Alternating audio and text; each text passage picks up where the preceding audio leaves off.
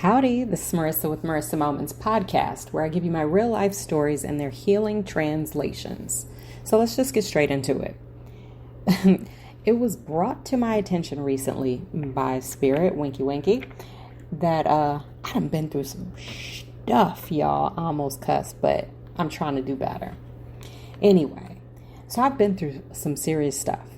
I mentioned in a TikTok that I recently put up about how I met a gentleman who recently had hernia surgery. And when he mentioned it to me, in an effort to relate and let him know that I understood his pain, I mentioned to him that I also had hernia surgery. And then I went on to add and say that, it was a 13 centimeter wide separation that had to be repaired. And he kind of just froze and stared at me.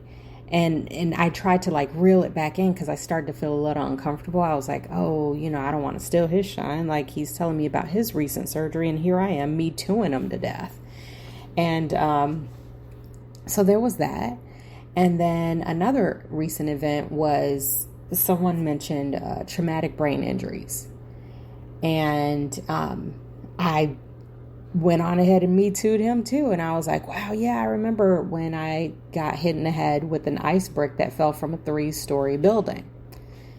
True stories, right? These are all my true stories. And then again, I felt bad and I was like, have I even asked him about himself? Like, what am I doing here? Like, geez, I'm me tooing. Now, keep in mind, as a side note, I've always had a thing about me too people, right? Well, I don't really have it as much anymore because I've worked on that healing, but obviously there's still a little spark there. That's why it triggered something in me. And when I talk about Me Too people, I'm not talking about the movement or anything like that. I'm talking about when I would have a conversation with someone and then they would essentially hijack it and make it about themselves. Now, if you do that a couple of times in a conversation with me, I completely get it. It's fine. But when you do it every single time and just kind of flip the script and not make it a mutual exchange, then that's when I would be like, okay, you know what? We're done talking, right? Because then it just becomes draining. But anyway, that's not what I want to talk about. Not at all. What I want to talk about is the fact that you often forget, I often forget because this is about me, that I've been through a lot of stuff, right? Like the first time I mentioned about the Icebreak, because I don't talk about that constantly, obviously, was when I was in physical therapy for my arm. And it was just in casual conversation. And I was kind of joking about some of the random experiences, air quotes, random experiences that I've had throughout my lifetime, right? And one of them being the Icebreak. I was like, yeah, the Icebreak of 2014, right? When I got hit in the head. And they were like, oh my God. They were looking at me with their mouths open. They thought I was joking initially. And I was like, no, seriously, I have medical records. And then subsequently, I found out that I probably suffered from a concussion that went undiagnosed. And now I still have certain symptoms. I get brain hiccups every now and then, and I'll buy an overabundance of one completely random thing. To give you an example, I once bought 5 toilet bowl brushes, and we only had one toilet, right? Because every time I went to the store, in my head, I was like, I need a toilet bowl brush. I need a toilet bowl brush. So I get stuck. But anyway, again, that's not the point of this, but that's just a fun little tidbit side story for you. Anywho, the point of this being is that we often, like I said, we don't even think about all the traumatic things that happen in our lives, because I think for me, what I receive is that that's a part of the healing process. Because when I experienced the near-death experience after delivering my twin daughters, I thought about it all the time.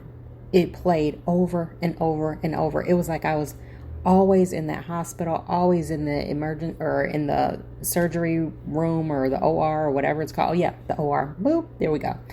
And it was like I couldn't get out of there. I just was constantly there. It was textbook PTSD, right? And every single day of my life, even though I would try to move forward, I would just be in that OR. I would constantly see the doctors rushing in and feel the feeling of the blood being pumped back into me quickly and the burning sensation and all of that. Now, obviously, it still leaves a heavy thumbprint on my reality because it was a very traumatic experience. However, now when I talk about it or when I think about it, which isn't very often, but when I do, I don't feel trapped in it, right? And I think that's an important part of healing, when you allow yourself the permission to process through things and understand that no matter what, one, I survived, and two, I'm probably a superhero from having survived all of those things. I'm just waiting for my ability to fly to kick in, honestly. And then I'm out of here, mister. No, I'm just kidding. Or am I? Dun, dun, dun. Sorry, I don't have the sound effects. Y'all need to send some donations. But anyway, I digress.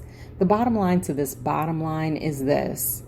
Whatever happened, if you are able to share the story without feeling triggered, without feeling like you're trapped in that circumstance, without feeling like you are in a space of dissension, without feeling like you're being sucked back into that black hole, then congratulations, you're probably healed or healing. But that's the place and space that we have to come to get to. We have to come to get to. I don't know what I just said. Anyway, you know what I'm saying.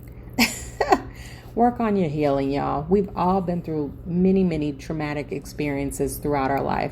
Whether we're young or we're old, there's been at least one experience that has left a very lasting mark in our existence.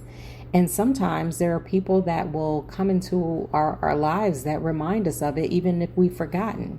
And the way that we deal with that reminder will tell us everything that we need to know about our place and space in the healing timeline.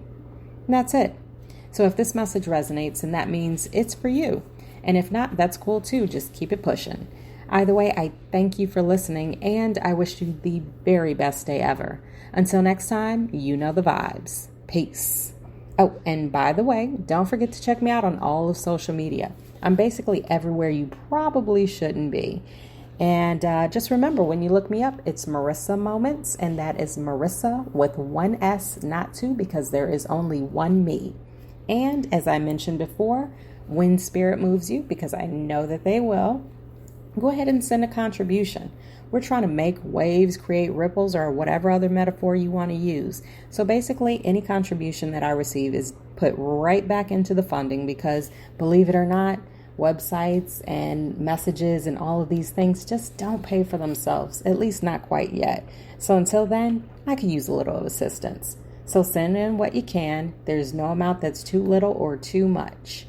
And that's it. All the information will be included in the description. So click the link and tell me what you think. Just kidding. Click the link and send some money. Real talk. And that's it. So until next time, happy healing.